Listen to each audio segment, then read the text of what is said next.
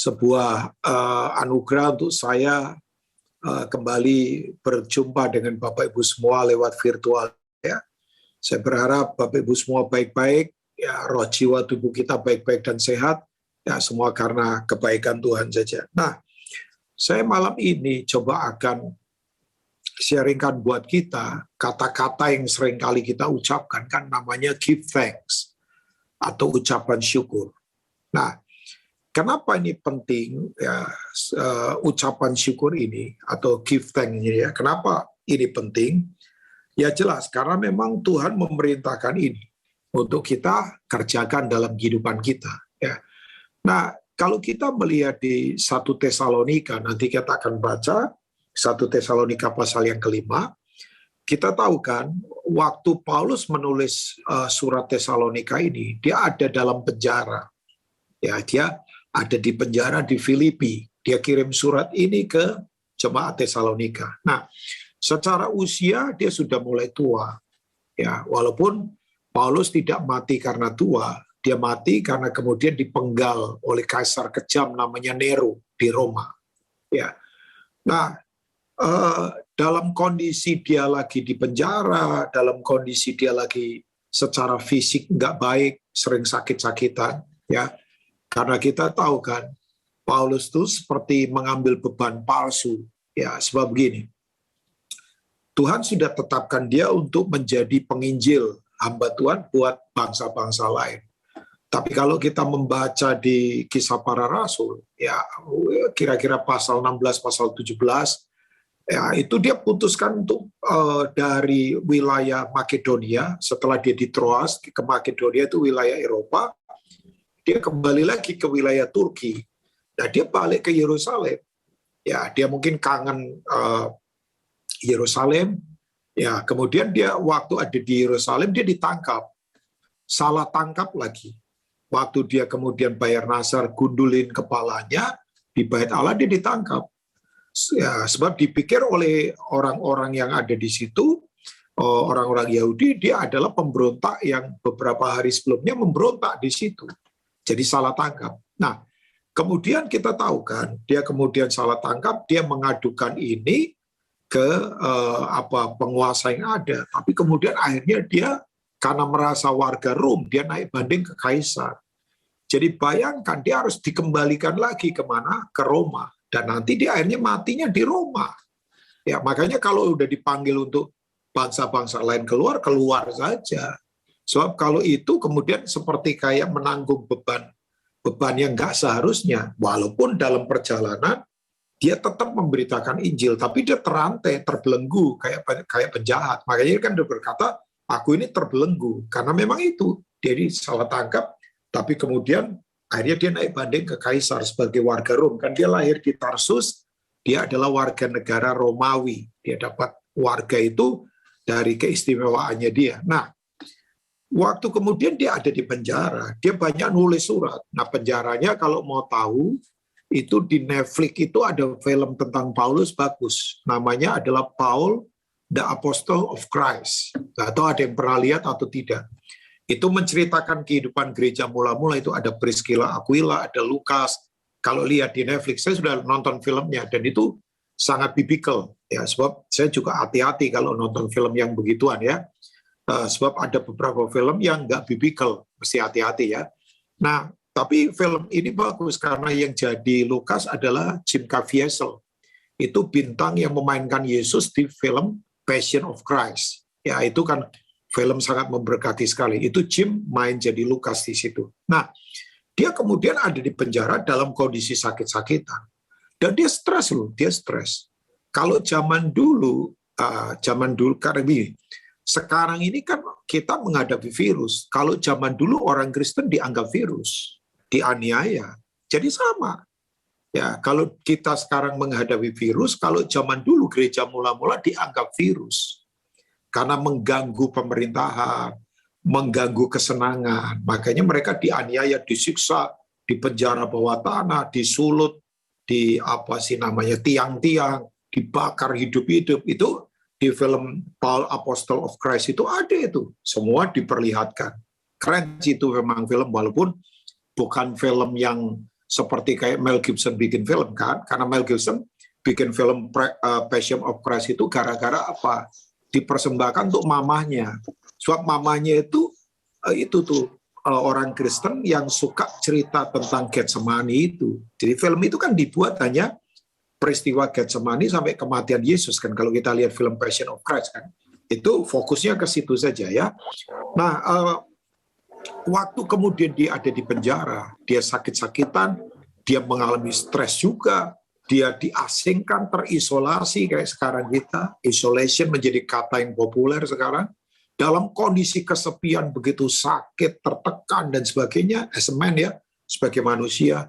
Tapi saya suka sekali dalam 1 Tesalonika 5 ayat yang ke berapa itu 18 ya. Dia berkata begini, 1 Tesalonika 5, coba kita lihat ya. Ayat yang ke-18. Dia katakan ini, walaupun ini ayat pendek ya, tapi luar biasa. Mengucap syukurlah dalam segala hal. Mengucap syukur dalam segala hal. Sebab itulah yang dikehendaki Allah di dalam Kristus Yesus bagi kamu. Yang percaya katakan amin. Nah, kalau ini yang dikehendaki Tuhan, berarti ada hal yang sangat penting sekali dalam mengucap syukur kan. Jadi ada prinsip yang sangat berarti, sangat penting, sangat berkualitas kalau ini dikehendaki Tuhan. Karena ini dikehendaki Tuhan loh. Jadi kalau ini dikehendaki Tuhan, sekali lagi berarti berbobot, berkualitas, sangat penting, harus kita kejar, ini berisi. Ya. Nah, kenapa mengucap syukur ini penting sekali dalam kehidupan? Kan sekarang kalau enggak, kita akan coba banyak mengeluh ya. Kita akan bertanya, mengapa ya hal ini terjadi sekarang? Sampai kapan ini terjadi? Kok kayak naik roller coaster kita ya, naik turun, naik turun, naik turun, turun, naik, naik, turun, turun, naik. Begitu kan? Mengapa kok sampai begini ya? Kenapa sih? Bahkan ada orang yang berkata, kok saya ngalami begini? Kok kondisi begini? Sampai kapan ini? Ya. Nah, kenapa? Kenapa kita penting sekali untuk putuskan kita bersyukur? Karena ini dikehendaki oleh Tuhan. Tapi yang pertama, mengapa mengucap syukur penting? Sebab yang pertama, mengucap syukur itu akan menjadi kompas yang ada di dalam kita untuk menuntun hidup kita. Ya, jadi ucapan syukur itu akan jadi kompas yang menuntun kita dari dalam. Jadi kompas hidup kita yang akan menuntun kita. Tahu fungsinya kompas kan Bapak Ibu ya? Kompas itu punya fungsi supaya kita tidak tersesat karena kita tidak tahu arah. Ya kan? Sekarang coba bayangkan. Orang sekarang soal air zaman saja bingung loh sekarang. Ada yang ngomong ini air zaman, ada yang bilang enggak air zaman, terjadi perdebatan soal air zaman. Ya kan? Aduh, makanya beberapa gereja, saya nggak tahu. Ya kalau saya bilang ini, saya nggak mau berdebat secara teologis ya. Tapi saya dengan jaringan sekarang lagi bikin YouTube ajakan. Nggak pendek, kira-kira ya 3,5 menit. Tapi saya nggak ikut ngomong. Soal sudah diwakili oleh pembina di ISRA, saya kan ada di Indonesia Sejahtera. Nah, yang di situ yang ngomong, yang bicara adalah Pastor Jonathan Patiasina sebagai founder ISRA bersama-sama saya juga. Tapi saya tidak bisa bicara.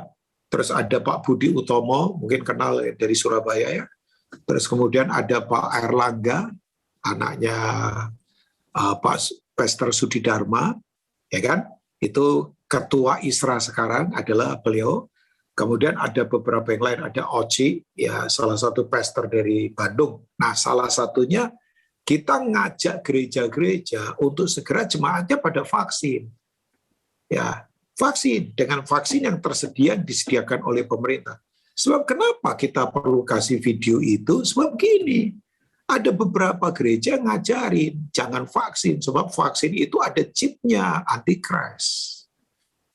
Ya kan? Saya nggak tahu Bapak Ibu pernah dengar ini atau tidak. Ya mungkin ada yang pernah dengar. Padahal saya harus katakan, virus itu ya harus dilawan sama vaksin. Iya kan? Sebab di kekristenan sendiri masih ada juga yang pakai dogmatika begitu. Nah, ini kan sebetulnya begini, bahwa kita ini banyak yang nggak ngerti nih, nggak ngerti. Makanya Kalau ini enggak kita kuatkan, ya itu kebingungan. Kan kita ini ada pada masa di mana orang pada bingung semua. Bayangkan sekarang ya, saya sebagai hamba Tuhan, ngajak orang berpikir positif saja susah loh sekarang. Coba. Sekarang ngajakin orang berpikir positif saja susah. Malah sekarang orang sukanya dengar negatif, apalagi hasil PCR negatif. Itu semua senang. Ya jelaslah, kalau hasil PCR swab negatif ya senang semua. Ya, orang sekarang diajak positif, yuk berpikir positif, tetap semangat, jangan kemudian gampang putus asa. Sekarang udah gampang loh untuk orang diajak berpikir positif. Karena semua atmosfernya negatif loh, coba lihat. Berita negatif, keadaan negatif, situasi negatif, tekanan negatif, semuanya. Ya kan? Nah, makanya saya harus katakan, kita ini perlu kompas. Kompas yang akan menentukan arah hidup kita. Nah, saya bilang kompas ini adalah kompas rohani tentunya. Ya, makanya betul. Sekarang yang kalau tidak sadar rohani, sadarnya hanya materi, ketakutan. Semua yang materi sekarang tergerus. Uang nggak bisa menolong, koneksi nggak bisa menolong, pabrik nggak bisa menolong, jabatan nggak bisa menolong. Ya kalau orang berkata orang kaya pasti kuat dan hidup, ya berarti ada orang kaya nggak mati. Sekarang orang kaya mati juga banyak. Iya kan? Coba. Tapi artinya kita harus memang kuatkan sekarang ini hal-hal yang ada di dalam. Makanya saya ingatkan buat yang ada di persekutuan ini kan, saya lihat saudara ini senior-senior semua lah ya. Senior-senior lah ya. Saya ingatkan bahwa gini, mainan kita bukan lagi internalisasi, mainan kita harusnya manifestasi. Kekristenan jangan dibangun dengan cara internalisasi. Internalisasi itu begini, semua yang dari luar dimasukkan ke dalam. Enggak, karena Tuhan sudah taruh di dalam kita itu semua yang terbaik. Yang percaya katakan amin. Ya kan? Oke, sekali lagi yang mantap katakan amin. So begini, Tuhan sudah taruh semua yang di dalam. Nah, makanya kita harus manifestasikan keluar. Ya, coba yang Tuhan taruh di dalam kita apa? Kuasa ada di mana? Di dalam kita. Hikmat ada di mana? Di dalam kita. Damai sejahtera ada di mana? Di dalam kita. Kalau damai sejahtera dipengaruhi dari luar, ya nanti kayak yoyo, naik turun. Pernah lihat nggak ada orang cuaca mendung ikut-ikutan mendung? Nah itu berarti dipengaruhi dari luar. Ya kan? Semua panik ikut-ikutan panik. Nah itu berarti dipengaruhi dari luar kan. Kita enggak, kita harus manifestasi. Makanya Yesaya 60 berkata, kegelapan menutupi bumi, kekelaman menutupi bangsa-bangsa. Tetapi terang Tuhan terbit atasmu. Kan? Ya kan? Bangkitlah, arise, menjadi teranglah. Sebab begini, kegelapan menutupi bumi, kekelaman menutupi bangsa-bangsa. Semua kelam, semua gelap sekarang. Tetapi itu berarti berbeda kan? Opposite word kan, itu kata oposisi kan. Tetapi, but, terang Tuhan terbit atasmu. Bayangkan, Nabi perjanjian lama tapi pewahyuannya perjanjian baru. Sementara banyak orang hidup sekarang ini, tapi pewahyuannya lama terus. Iya kan? Jadi begini, terang Tuhan terbit atasmu. Terang Tuhan terbit atas kita. Nah, terbit itu apa? Terbit. Terbit itu dari dalam keluar. Kalau dari luar ke dalam apa namanya? Terbenam. Ya kan? Matahari kalau terbenam berarti dari luar ke dalam kan? Kalau terbit kan enggak, dari dalam keluar. Sebab yang di dalam kita, Tuhan sudah taruh semua yang terbaik. Kuasa, hikmat, sukacita, damai sejahtera, kekuatan, karunia rohani, sudah di dalam kita. Makanya masalah krisis ini sebetulnya, ini akan menunjukkan yang di dalam kita ini siapa. Ngomel atau bersyukur. Iya kan? Loh, iya kan? Bahwa semua masalah yang terjadi ini akan menunjukkan yang di dalam kita ini apa dan siapa. Makanya bersyukur itu kompas yang akan menentukan arah kehidupan kita bagaimana. Itu kompas loh, tidak main-main. Makanya itu dikehendaki Tuhan karena sangat berkualitas, sangat bernilai, sangat perlu kita kejar, harus kita praktekkan karena itu berisi. Ya, oke. Saya kasih contoh misalnya. Orang Israel keluar dari Mesir. Itu jumlahnya ada penafsir berkata 2 juta, ada yang berkata 4 juta. Saya ambil tengah lah, paling aman 3 juta. Nah, nggak tahu pasti berapa keluarnya. Ya kan? Dari Mesir ke tanah perjanjian. Waktu itu kan mereka bukan bangsa. Mereka hanya sekumpulan budak keturunannya Yakub. Belum jadi bangsa. Kapan Israel jadi bangsa? Kapan? Bukan waktu mereka keluar dari Laut Merah. Belum. Masih tetap ngomel juga. Mereka jadi bangsa waktu hukum Dasatita, 10 perintah Allah turun di Gunung Sinai. Sejak itulah mereka jadi bangsa. Makanya betul, bangsa itu akan jadi bangsa kalau taati hukum. Kalau tidak ada taat pada hukum, bukan bangsa. Berarti apa? Budak, kekacauan. Makanya lihat ya, negara kalau tidak taat hukum, berarti bukan bangsa yang kuat. Iya kan? Kacau, hukum dilanggar gimana? Hukum itu diberikan supaya orang tahu cara hidup seperti Tuhan itu seperti apa. Misal, Bapak Ibu kalau di keluarga hukum kasih dilanggar, keluarga pasti berantakan. Yang terjadi apa? Umpatan. Yang terjadi apa? Kepahitan. Lah hukum kasih dilanggar. Rumahnya bagus. Mobilnya banyak misalnya. Perusahaannya banyak misalnya. Anaknya banyak misalnya. Semuanya keren-keren misalnya. Nggak oke.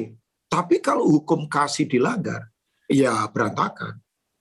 Hukum itu diberikan supaya orang tahu cara hidup seperti Tuhan bagaimana. Misal, hukum gravitasi kalau dilanggar, orang kepalanya pecah. Saya lompatlah dari lantai 60 apartemen. Saya pasti akan terbang. Nggak bisa, Pak. Bapak melawan hukum gravitasi. Bapak turun ke bawah, ngantem aspal, pecah kepala Bapak. Berarti kalau hukum dilanggar, kekacauan terjadi. Ya dong. Nah, hukum itu penting harus ditaati, hukum firman. Makanya jangan takut hukum. Yang kita harus takuti adalah kalau jadi orang hukuman. Penjara itu, penjara kan? Nah, penjara paling luar biasa penjara di mana? Penjara di dalam. Ada orang kelihatannya merdeka, tapi ketakutan terus di dalam. Ada orang kelihatannya keren, tapi begini, gambar dirinya rusak di dalam. Makanya haus penghargaan, haus pujian, itu penjara di dalam. Makanya lihat orang jangan dari kerennya penampilan. Coba dia ditekan satu titik, stres nggak? Kalau dia ditekan dari satu titik stres, berarti yang di dalam nggak kuat. Ya kan? Saya berharap Pak sampai titik ini Bapak Ibu bisa menangkap ya. Ya sedikit ngajar lah ini karena penting sekali. Walaupun kata bersyukur ini kayaknya biasa, enggak. Ini kompas yang akan menuntun kita dalam kehidupan. Nah, waktu mereka dalam perjalanan, ternyata bayangkan jutaan orang yang masuk ke tanah Kanaan hanya 2. Dari yang keluar dari Mesir ya, saya katakan ya. Sebab nanti yang masuk ke Kanaan itu yang lahir di padang gurun. Makanya setelah itu begitu terjadi pemberontakan, konsentrasi Musa lebih banyak mengajar generasi baru. Daripada yang lama-lama ini bikin susah. Karena lumutan lah. Udah terlalu banyak lumut, kan licin jadinya ya. Memang orang kalau lumutan itu perlu digosok supaya bersih lagi. Nah, kalau lumutan itu bikin kepleset-kepleset terus kan. Orang terbanting-banting terus. Lumutan. Ya, saya tidak mau dalam hidup saya jadi lumut buat generasi berikutnya. Mereka nanti kebanting-banting kan. Nah, apa yang terjadi? Yang masuk ke tanah Kanaan dari yang keluar di Mesir, itu hanya 2 orang. 2 orang itu namanya Yosua dan satu lagi Kaleb. Nah, kalau saya lihat Kaleb, Bapak Ibu bisa baca di Yosua pasal 14. Ya, nanti baca saja, saya tidak akan baca, sebab Kaleb itu kan orang Kenas. Dia dari suku Yefune, dia orang Kenas. Kenas itu bukan orang Israel. Nah, dia itu dimasukkan ke suku Israel, itu karena ketaatannya dia. Dia ikut keluar dari Mesir. Tadinya bukan orang Israel. Tapi dia masuk ke sukunya para raja, namanya Yehuda. Jadi, Kaleb masuk ke sukunya para raja, namanya Yehuda. Nah, yang luar biasa, waktu Musa kirim 12 pengintai, tahu Bapak Ibu semua, 10 pengintai itu ngomongnya negatif semua. Nah, itu tadi. Karena ini kompas dalam hidupnya nggak ada. Ya, begitu mereka lihat tanah Kanaan, mereka ngomong gini, memang tanahnya subur, hasil anggurnya melimpah. Tapi begini, kita ini kecil kayak belalang, karena penduduk Kanaan adalah para raksasa enak. Ya, itu raksasa-raksasa semua. Kayak kita sekarang menghadapi raksasa, kan? Raksasa pandemik, raksasa keuangan, raksasa ekonomi, raksasa apalagi bencana, raksasa-raksasa ada di depan kita. Ya, jadi mereka 10 ini ngomongnya ngomelnya luar biasa. Wah, begitu dengar ini tahu nggak? Orang Israel langsung marah sumpah serapah. Memang betul ya, memang betul. Marah itu punya kecepatan, itu sama kayak orang mencret. Jadi antara marah dan mencret itu sama-sama M memang, sama kecepatannya. Ya, agak jorok sedikit lah saya malam ini ya. Ya, coba saja coba. Marah sama mencret itu kecepatannya sama itu, sama banget. Udah tidak bisa diprediksi. Begitu dengar apa langsung marah begitu. Ngomel, wah, sumpah serapah. Gara-gara apa? Orang-orang yang tidak punya kompas dalam hidupnya, ngomongnya sembarangan. Makanya kalau orang seperti ini itu lupa identitasnya, karena begini nggak sadar yang di dalam. Loh, kita ini kalau nggak manifestasi dari dalam, kita dibikin nggak sadar bahwa kita ini anak-anak Allah. Kita ini kan anak-anak Allah. Iya dong, kita ini anak-anak Allah. Ya, kalau kita nih sadar ini, ya kita harus juga ingatkan begini, Bapak Ibu. Mati dan hidup dalam Tuhan itu satu level, nggak ada bedanya. Nggak kemudian begini, hidup lebih baik dari mati, enggak. Mau mati, mau hidup sama-sama baik, asal dalam Tuhan. Bagiku hidup adalah Kristus, mati adalah keuntungan. Kalau aku masih hidup, ya berarti aku harus bekerja memberi buah. That's it. Iya kan? Tapi itu kan butuh kesadaran kompas dari dalam, Bapak Ibu. Iya kan? Oh, ada teman saya berkata begini, surga lagi menuai sekarang. Karena banyak pendeta pulang, surga lagi menuai kan berarti. Itu teman saya bilang begitu sambil sukacita bahagia. Saya bilang, iya ya, dia punya level dari dalam itu.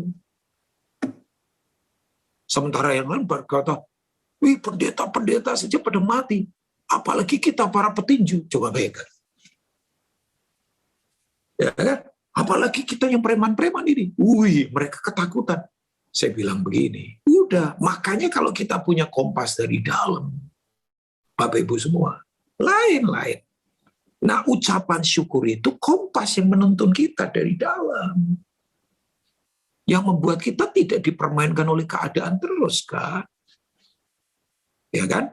Nanti dengar varian apa lagi, varian Delta, varian Alpha misalnya, varian apalah. Oh iya, akan terus begitu. Nah, Pak Rubin mau sembarang? Enggak, saya tetap prokes, saya tetap jaga jarak, tetaplah. Makanya ada orang cerita begini, iya ya, orang gila dari dulu memang sehat, karena orang gila sudah social distancing dari dulu. Iya sih, ya nggak ada orang gila gandengan tangan kan, nggak ada orang gila gandengan tangan. Pernah lihat nggak ada orang gila gandengan tangan berlima gitu, sambil begini-begini ke mall gitu? Nggak ada. Memang betul. Saya waktu ada orang berkata begitu, saya ketawa juga sih. Nggak, maksud saya, ya memang orang gila itu hatinya gembira terus ya, nggak pernah masuk angin, nggak pernah tidur di kasur, ya kan, makan juga sampah sembarangan, tapi nggak pernah pergi ke kios beli tolak angin. Kenapa? Saya masuk angin, Bu, nggak pernah kerian juga. Kita yang spring bed-nya bagus, AC-nya dingin, selimutnya tebel, tetap saja masuk angin, tulang sakit-sakitan, ya itu kan. Nah, saya sambil berkata, iya ya, kehidupan itu memang kadang anehnya luar biasa ya. Tapi kembali lagi, apa yang coba saya mau katakan buat kita? Kaleb dong. Dia berkata begini, tidak. Itu negeri sudah diberikan Tuhan buat kita. kita akan menaklukkannya. Memang penduduknya itu raksasa, tapi kita akan makan habis mereka. Bayangkan. Coba. Makanya betul ya, saya beritahu buat kita ya. Mayoritas dan minoritas itu bukan soal jumlah, tapi soal sikap hati. Saya ulangi ya. Orang kan suka berkata mayoritas itu soal jumlah. Ah, kita ini minoritas kok. Kita ini kecil. Kita bukan mayoritas. Mayoritas dan minoritas itu bukan soal jumlah, tapi soal sikap hati. Saya beritahu, God and I is majority. Saya sendiri yang asal bersama Tuhan, itu mayoritas. Bayangkan yang punya langit dan bumi di dalam kita. Alkitab berkata, dunia ini kecil, kayak debu. Manusia kayak apa? Mau bikin apa manusia? Tuhan besar. Coba. Seorang peneliti berkata, kalau Bapak Ibu mau terbang dari langit ke langit, itu butuh kecepatan pesawat yang sangat cepat, kecepatan cahaya. Dan butuh waktu berapa? 15 miliar tahun. Bapak Ibu baru nyampe dari ujung langit ke langit. Itu 15 miliar tahun. Bayangkan, kita hidup berapa lama? Paling lama 80-90. Kalau 15 miliar tahun itu, ya ampun. Itu dari ujung langit ke ujung langit. Itu menurut prediksi para ahli-ahli. Tapi kan mungkin lebih gede dari itu. Tuhan besar. Kan? Tuhan besar. Ya kan? Surabaya bagian dari Jawa Timur. Jawa Timur bagian dari Indonesia. Indonesia bagian dari Asia Tenggara. Asia Tenggara bagian dari benua Asia. Benua Asia bagian dari bumi. Bumi bagian dari galaksi matahari. Galaksi matahari bagian dari alam semesta. Alam semesta bagian dari Tuhan. Tuhan sangat besar. Saya ulangi ya. Jawa Timur bagian dari Surabaya bagian dari Jawa Timur. Jawa Timur bagian dari Indonesia. Indonesia bagian dari Asia Tenggara. Asia Tenggara bagian dari benua Asia. Benua Asia adalah wilayah dari timur. Wilayah dari timur adalah bagian dari galaksi matahari. Galaksi matahari adalah bagian dari alam semesta. Alam semesta bagian dari Tuhan yang sangat besar. Hanya kecil sekali. Dan dia ada di dalam kita loh. Makanya Kaleb berkata, Tuhan sudah serahkan. Nah kalau Bapak Ibu baca di Yosua pasal 14, waktu pembagian tanah warisan, setelah generasinya mati semua itu, mereka udah masuk tanah Kanaan. Kaleb berkata sama Yosua, kan Yosua pemimpinnya, ingat loh, apa yang firman diucapkan oleh Tuhan lewat Musa. Itu 40 tahun yang lalu. Sekarang aku berusia 85 tahun. Tapi aku masih tetap kuat. Ya, dia berkata begini, berikan aku pegunungan itu. Berikan aku raksasa itu. Bayangkan, orang 85 tahun tetap kuat. Sementara sekarang ya, di bawah 40 tahun saja sudah letih semua. Banyak yang putus asa sekarang. Tapi Kaleb berkata, berikan aku gunung dan raksasa itu. Makanya Kaleb punya tanah warisan di mana? Hebron. Bapak Ibu tahu Hebron? Letaknya 1 kilometer di atas permukaan air laut. Sangat subur. Dan tidak hanya itu. Di Hebronlah semua raja Israel dikubur di sana. Jadi tempat peristirahatan para raja Israel itu ada di Hebron. Tanah warisan itu yang punya siapa? Kaleb. Oke, sebelum saya lupa, sorry ya, yang punya nama Kaleb, maafkan saya. Arti nama Kaleb tahu? Arti nama Kaleb? Anjing. Dog. Kaleb itu artinya anjing. Langsung kita ingatkan wanita Kanaan yang datang di Yesus. Tolong anakku sakit Tuhan. Tidak layak memberi roti kepada anjing. Tapi wanita ini berkata, tapi kan anjing itu layak makan remah-remah yang jatuh dari meja tuannya. Hai ibu besar iman, anaknya sembuh. Itu bahasa worship. Proskuneo. Seperti anjing yang menjilat tangan tuannya. Tuannya Tuhan. Coba bayangkan. Coba ya. Kaleb itu warisannya Hebron. Saya compare dengan satu orang. yang hatinya nggak kuat. Namanya Yudas Iskariot. Tahu Bapak Ibu semua? Begitu dia jual gurunya 30 keping perak, uang penjualannya dia banting di hadapan para imam. Uang itu dibelikan tanah. Namanya tanah apa? Hakal Dama. Tanah darah. Sampai mayatnya saja. Itu tanah nggak mau terima dia loh. Orang yang begini. Di dalamnya nggak punya kompas hidup. Nah, saya katakan, yuk putuskan bersyukur Bapak Ibu. Sebab itu menjadi kompas yang menuntun kita dalam kehidupan. Kelihatannya biasa. Kan tadi dikatakan, sebab inilah yang dikehendaki oleh Tuhan dalam Yesus Kristus. Kalau ini dikehendaki Tuhan, berarti berbobot, bernilai, berkualitas, berisi, sangat eksklusif. Ini kompas dalam hidup kita. Yuk Bapak Ibu, hopefully ya, jangan ngomel, jangan marah, jangan kemudian suka banding-bandingkan diri sama orang lain. Jangan. Ya. Yang kedua, Bapak Ibu semua, kenapa bersyukur ini penting? Sebab ini adalah tanda bahwa kita ada di level dewasa, bukan kanak-kanak. Ini adalah level kita mature, kita punya kedewasaan dalam Tuhan. Bahwa kalau kita putuskan bersyukur, level kita level dewasa, bukan level kanak-kanak. Ciri dari kanak-kanak biasanya, doa itu sukanya nuntut-nuntut. Sukanya mendesak-mendesak Tuhan. Kalau orang yang dewasa, cara berdoanya punya sikap yang benar. Karena dia kenal Tuhan. Kan? Ya dong, kan Tuhan pegang kendali, Bapak Ibu. Iya kan? Tuhan itu pegang kendali, dia berdaulat kok. Misal, saya kasih contoh saja, misalnya, enggak ngarep sama sekali. Misal.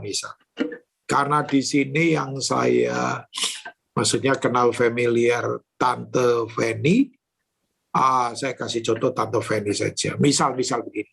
Tante Feni misalnya, nanti satu kali kalau semua sudah baik ketemu, terus kemudian Tante Feni ngomong begini, Ruben, besok kita makan ya.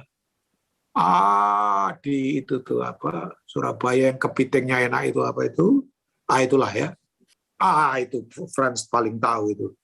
Tapi begini kan, saya kalau di situ enggak berani makan kepiting. Saya makan ikannya saja. Ya, karena saya enggak makan begitu. Misal. Ayo besok kita makan di situ misalnya. Ya, saya langsung berkata sama Tante begini. Terima kasih Tante. Nah, bahasa terima kasih itu kan begini. Saya yakin.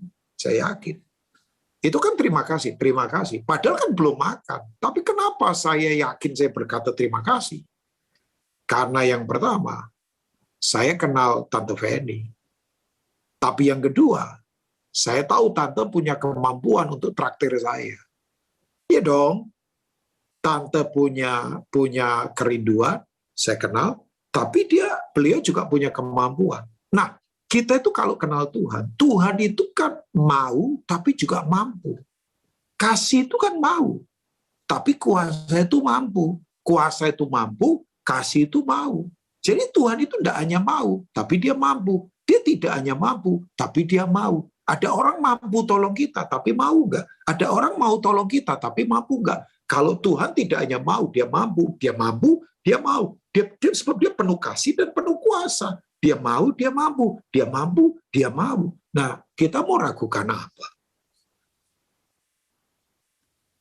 Iya kan? Makanya kalau doa kita mendesak, doa kita kemudian nuntut-nuntut, doa kita suka klaim-klaim begitu. Ada orang berkata, Tuhan pokoknya saya kasih jatah waktu 3 bulan ya. Kalau saya 3 bulan tidak dibalas, tidak dijawab, saya pindah agama. Ya ampun. Untung hari besoknya Tuhan tidak kirim petir guntur halilintar sambar dia, dan kemudian separuh hitam, separuh putih, kan, separuh botak, separuh gondrong. Itu susah itu. Ya kan? Enggak. Orang kalau bersyukur itu tahu karena kenal siapa Tuhan. Iya kan? Iya kan? Kalau kita ngerti ini, makanya betul Doanya Paulus tidak kayak kita. Kalau Bapak Ibu baca Efesus pasal pertama ayat 16b sampai seterusnya, aku berdoa supaya roh hikmat dan wahyu ada padamu, supaya Tuhan menjadikan mata hatimu terang, agar kau mengerti pengharapan apa yang terkandung dalam panggilannya, betapa hebat kuasanya, tingginya, dalamnya, lebarnya, luasnya, kasih dan kuasa Kristus. Nah, doanya dia adalah open my eyes, Lord. Buka mata hatiku untuk mengerti seperti apa engkau. Iya. Coba. Bapak Ibu, jalan Tuhan itu kan jalan yang tinggi kan? Ya dong, Tuhan kan ada di tempat yang tinggi. Jalan Tuhan adalah highway, jalan yang tinggi. Coba Bapak Ibu kalau ada di ketinggian, lihat di bawah kecil-kecil semua. Kenapa kita lihat yang besar? Karena kita ada di bawah. Coba kalau kita nggak usah kemana lah. Bapak Ibu kalau naik pesawat ya, dari Jakarta ke Surabaya, itu biasanya kalau udah masuk wilayah Blora, pesawat turun itu. Ya, saya perhatikan karena sering ke Surabaya. Pokoknya dari ketinggian misalnya 37.000 kaki di atas permukaan air laut, begitu nanti sudah masuk ke wilayah Semarang, masuk ke Blora, kan jalur pesawat begitu tuh. Kecuali cuaca buruk di situ, dia akan putar jalur selatan. Ya, kan begitu tuh pilot begitu ya. Tapi kira-kira kalau 200 km sebelum mendekati Surabaya selalu turun. Nah, waktu turun itu ketinggiannya udah turun itu. Itu biasanya apalagi kalau sudah mau dekat-dekat ya udah dekat-dekat mau ke arah Mojokerto begitu ya. Mana itu daerah mana lah situ ya. Itu begitu turun Bapak Ibu coba lihat ke bawah. Waktu kita bisa lihat jalan tol Surabaya atau apa gitu ya. Itu semua kecil di bawah. Kecil semua. Mobil kecil, motor kecil, apalagi tas kecil, jam tangan nggak kelihatan, kacamata udah mau merek Ray-Ban, mau merek Carrera, mau merek apa saja, termasuk Chengdem yang goceng adem dari Cungko itu. Ya, yang murah begitu, sunglass yang goceng adem, cemban adem atau berapa lah itu kan, yang ada itu sudah tidak kelihatan semua. Nah, orang membanding-bandingkan itu kalau di bawah. Tasnya keren ya, kacamatanya mahal, sepatunya, motornya mahal, semua yang dibawa itu memang bikin kita stres dan iri hati. Tapi coba kalau kita naik ke atas, lihat hidup di bawah, sangat kecil. Nah, saya ingatkan buat Bapak Ibu semua, Tuhan sangat besar kok. Dia pegang kendali dalam kehidupan kita. Makanya betul, kalau kita ada pada level bersyukur, kita dewasa. Saya kasih contoh lagi ya, Bapak Ibu semua. Bapak Ibu nanti baca Kejadian pasal 45. Waktu Yusuf menyatakan dirinya pada saudara-saudaranya. Saya minta izin minum sebentar ya, Bapak Ibu ya. Ya, tadi saya habis equip anak-anak sebenarnya. Ada anak-anak jaringan, saya mesti ngajar mereka, kuat-kuatin juga mereka ya. Nah, Bapak Ibu begini, Yusuf waktu kemudian memperkenalkan dirinya pada saudara-saudaranya di Kejadian pasal 45, dia menangis. Dia menangisnya luar biasa. Sampai seluruh istana Firaun itu dengar tangisannya. Itu nangisnya betul-betul. Ini nangis Bombay kayak film India. Nangisnya luar biasa. Ya sekarang disaingi film Korea sih. Orang film Korea kalau nangis juga tenanan ya. Itu memang bayarannya banyak sih, makanya nangisnya tenanan. Itu saya nggak tahu nangis sedih atau bayaran banyak, itu memang bikin nangis juga. Jadi nangisnya luar biasa. Yusuf nangisnya luar biasa. Kok Pak Rubin perhatikan nangisnya? Enggak, saya nggak perhatikan itunya. Karena kenapa penting? Karena begini, waktu Yusuf dilempar penjara, tidak menangis.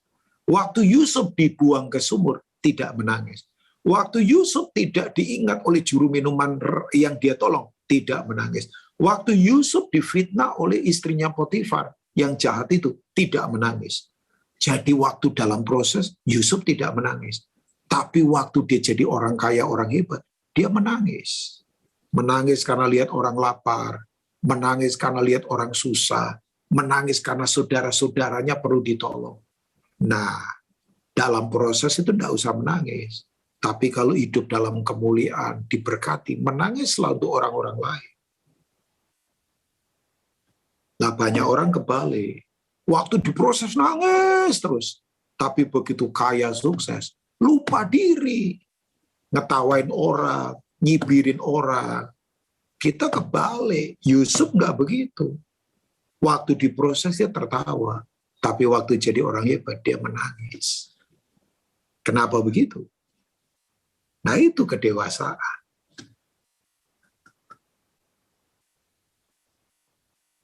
Iya dong, coba saja. Makanya saya surprise sekali dengan Yusuf. Orang ini memang hebat. Dia malah berkata begini, kalian tidak usah takut. Oh, saudaranya takut semua. Itu tinggal dipukul saja, tinggal dihukum. Dia penguasa kok.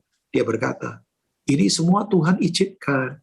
Karena untuk memelihara kelangsungan bangsa. Lewat akulah. Supaya kalian dan anak-anak kalian tetap hidup untuk menggenapi rencana Tuhan. Bayangkan, keren kan? Keren kan? Keren kan? Bisa nggak kita di tengah pandemik ini berkata ini? Tuhan selalu punya rencana besar buat kita. Iya kan? Mesti sudut pandangnya begitu. Nah, tapi semua itu butuh kompas dari dalam. Makanya tadi saya katakan, mainannya jangan internalisasi, mainannya manifestasi. Sebab terang Tuhan terbit atas kita. Kedalaman yang harus dibangun kuat. Ya, nah saya selesai dengan ini.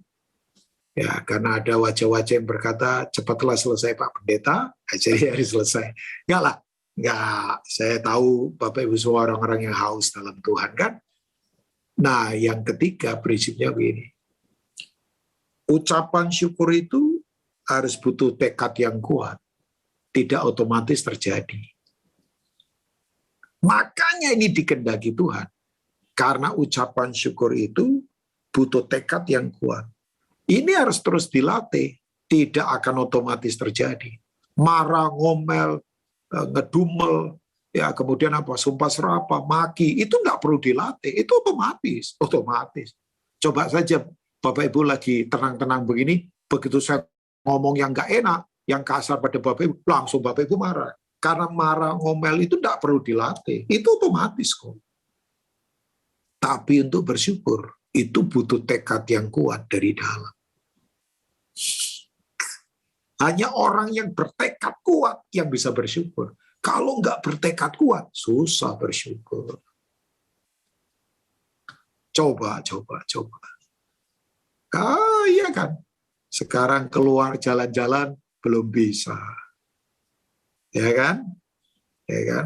Sampai ada orang yang stres, ya bikin video, ya semua yang dia punya dipakai di dapur, kemudian di syuting di jalan-jalan sambil apa begitu. Wah, sampai saya berkata iya ya.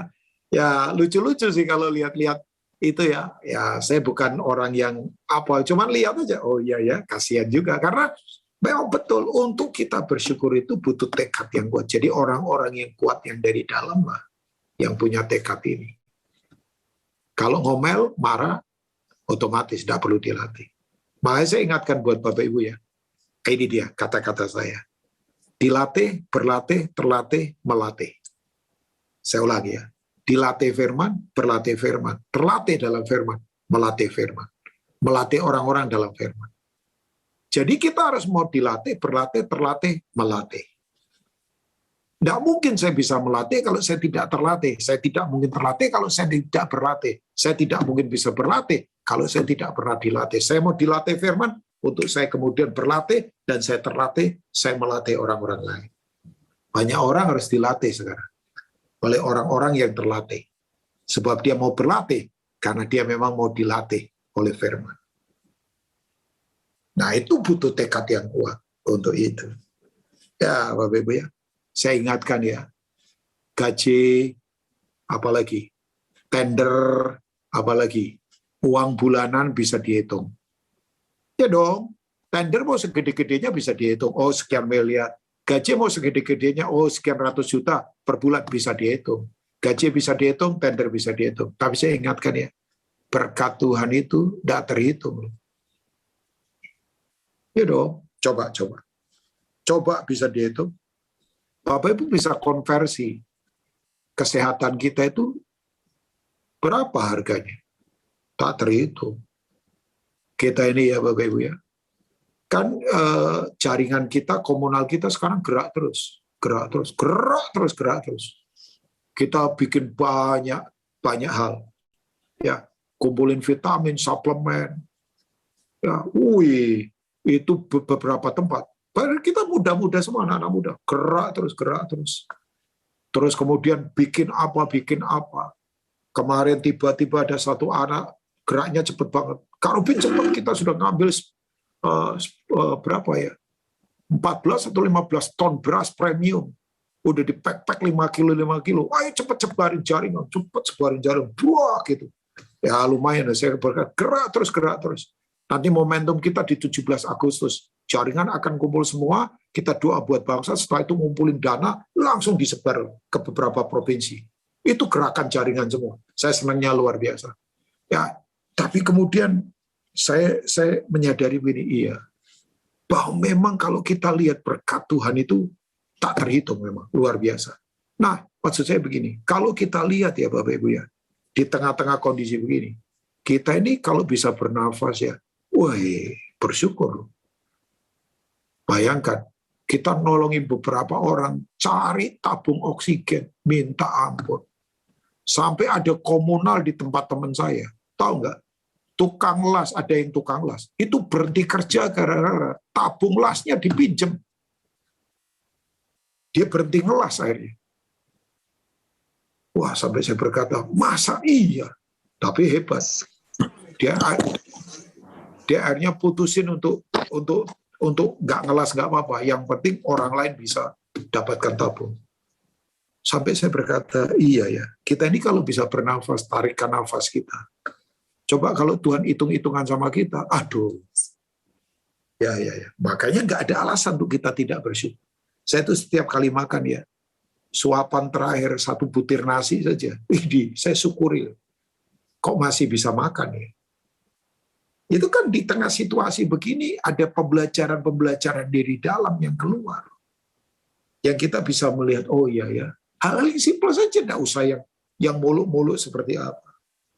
Ya, saya kadang lihat istri saya tidur, dia bernafas dengan baik. Wow, malah kalau dia diam saja itu saya senggol. Nggak tahu suami-suami suka begitu, tidak Frans sama Pak siapa ini, Pak Ariel suka begitu nggak? Kalau istrinya tidur, diam saja nggak ada bunyi apa-apa. Wah, kita senggol juga loh. Oh, begitu gerak, haleluya, ternyata masih gerak. Nah, kan kita hal-hal begitu tuh kita berkata, ya ampun bersyukur ya Tuhan. Dan ini pendeta ini kayaknya picisan sekali ini. No. Saya bersyukuri hal-hal yang begitu, Bapak Ibu. Nah, gini, untuk kita punya tekad bersyukur, kita itu harus kembali kuatkan perenungan firman. Gak ada cara lain. Perenungan firman yang kuat.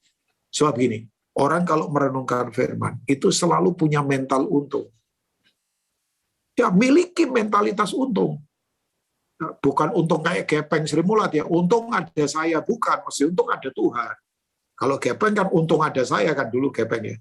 Ya, yang tahu gepeng tolong kasih jempol, yang tahu gepeng Sri Mulat tolong kasih pelawak kan, yang tahu gepeng tolong kasih jempol. Tahu gepeng ya? Nah, kalau Bapak Ibu tahu gepeng berarti sudah tua. Kan itu sudah lama banget kan. Anak-anak kita nggak tahu gepeng, coba cucunya Tante Fanny itu nggak tahu gepeng. Siapa itu gepeng? Taunya gepeng penjual bakso kali ya. Nah, mental untung itu begini nih. Nah, ini dia. Kalau tidak ada mobil, untung masih ada motor. Kalau tidak ada motor, untung masih ada sepeda. Kalau tidak ada sepeda, untung masih bisa jalan kaki. Loh, kalau kita punya sikap begitu, bersyukur kita. Iya kan? Putuskan itu untuk begitu. Ya, makanya Yesaya 40 saya selesai. Alkitab berkata, orang-orang muda letih lesu, taruna-taruna jatuh tersandung, ayat 30 kan. Tetapi yang menanti-nantikan Tuhan akan mendapat apa? Kekuatan yang baru. Mereka seumpama raja wali terbang tinggi dan sebagainya. Mereka berlari dan tidak menjadi lelah. Mereka berjalan dan tidak menjadi apa? Penat kan. Jadi begini. Kalau ada waktunya terbang, ya nggak apa-apa. Tapi waktunya berlari, ya nggak apa-apa. Waktunya jalan, ya nggak apa-apa. Ada waktunya terbang kayak Raja Wali, ada waktunya berlari, ada waktunya jalan. Yang penting tidak mandek. Sekarang ini yang lagi terbang, jangan menghina yang lagi lari. Sekarang ini yang lagi lari, jangan menghina yang lagi jalan. Yang jalan tidak perlu iri pada yang lagi berlari. Yang lagi berlari tidak perlu iri pada yang lagi terbang. Yang penting jalan bergerak. Nah, itu kekristenan. Tapi perlu tekad yang kuat. Bersyukurlah, itu dikehendaki oleh Tuhan. Ya, Tuhan memberkati Bapak Ibu, sampai keturunan beribu-ribu, Tuhan memberkati. Tuhan memberkati kita. Saya berdoa sebentar, setelah itu saya serahkan pada WL yang sangat populer di seluruh Indonesia, yang melintasi 7 samudra dan 5 benua. Namanya Frans. Kita berdoa di hadapan Tuhan. Yes, Lord. Yes, Lord. Kami putuskan untuk tetap bersyukur, Tuhan. Kami putuskan untuk tetap bersyukur.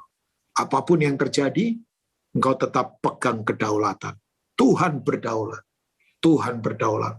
Buka mata hati kami untuk melihat pengharapan apa yang terkandung dalam panggilan-Mu. Betapa mulianya kuasa-Mu. Betapa hebat kasih-Mu. Dahsyat, dalam, lebar, luas, tinggi, tak terselami. Betapa anugerah-Mu itu sungguh tidak pernah tinggalkan kami. Hari ini kalau ada yang letih, kuatkan kami. Yang jatuh, bangkitkan kami. Yang dahaga, kepuasan dari Tuhan ada pada kami. Terima kasih, firman-Mu termeterai dalam hidup kami. Demi nama Tuhan Yesus, mari kita katakan. Amin. Tuhan memberkati Bapak Ibu. Saya serahkan. Amin.